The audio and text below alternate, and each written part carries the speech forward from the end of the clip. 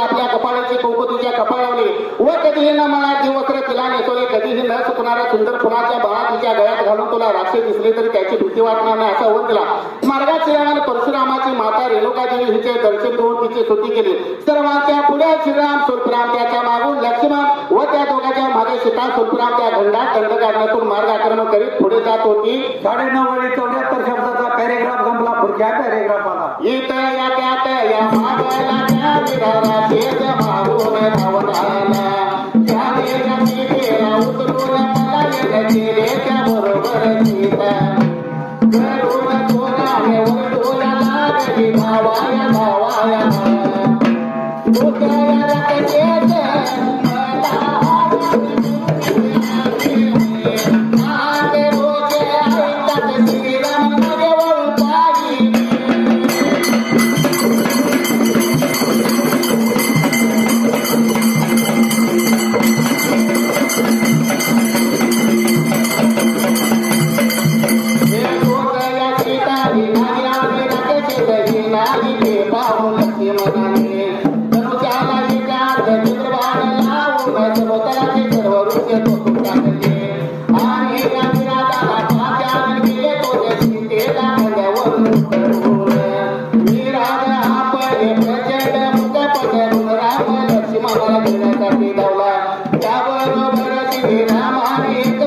सोडून त्याचा शिरछेद केला.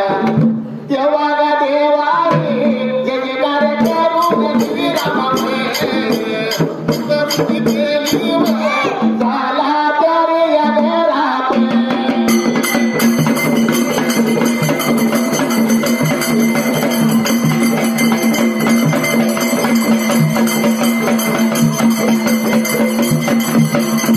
इतक्यात महाबला देवराज राक्षस मागून धावत आला. त्याने सीतेला उचलून पलायन केले. त्याबरोबर सीता करून स्वराने ओरडू लागली, सुरपुराम शिंगलावचे नाव धावा सुरपुराम, धावा सुरपुराम. हा शब्दाला पान संपलं. दुसऱ्या पानाला दुसरे अक्षर मला हरण करून येत आहे शिंगलावचे पूर्ण.